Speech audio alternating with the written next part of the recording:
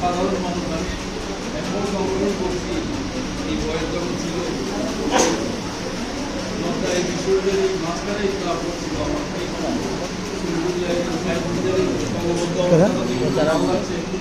আমার হচ্ছে 3 সারি আছে, 3 সারি। এরা আমাদের না, বাইরে। ও আমাদের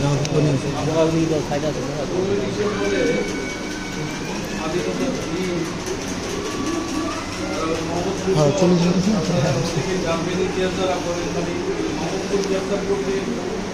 বাঙালিদের আয়ত্তে আনতে সময় লাগছে।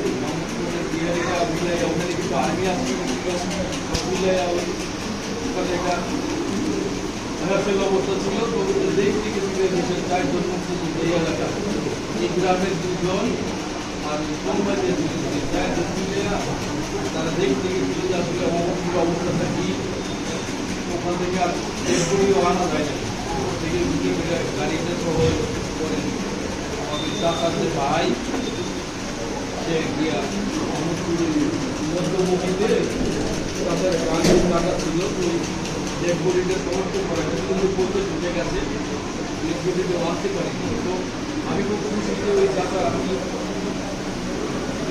6-এ পড়ি আছি, 71 তখন ওই চাচাদের দেখছি থেকে আসলো। চট্টগ্রাম থেকে তাদের ক্যাম্প ছিল, কান্তাপুর থেকে অপরিপক্ষ দৃষ্টিতে দেখছি। তারপর সেটা হলো আমাদের তারপর একটা অন্যতম স্পোর্টসম্যান ছিল, খেলাধুলা করলে ছেলে পেলে নিয়ে খেলাধুলা করতে দিয়েছিল। তার নামে এই ক্লাবটা, এটা যে ক্লাব মানে স্পোর্টসটা হলো একটা অগ্রাধিকারের বিষয়, খেলাধুলাটা নিয়ে। তারপরে সামাজিক সকল্যাণ, সামাজিক অনাচার থেকে সংঘবদ্ধ এগিয়ে আসবে, কিন্তু স্বাভাবিক বিষয়। আমি আশা করি তাদের সংঘবদ্ধ দুজনেই জ্ঞানটা আসবে, সমাজ কল্যাণে এগিয়ে আসবে। সবার জন্য শুভকামনা থাকলেও এই রাস্তার জন্য আপনারা দোয়া করবেন যে আমার চাচার জন্য দোয়া করবেন। এই রাস্তাটার নাম পেতে গিয়েও অনেক বিরোধ হয়েছে, অনেক রকম প্রাতিবেশিক বিরোধ নিয়ে এই রাস্তাটার নাম দেওয়া যাবে না।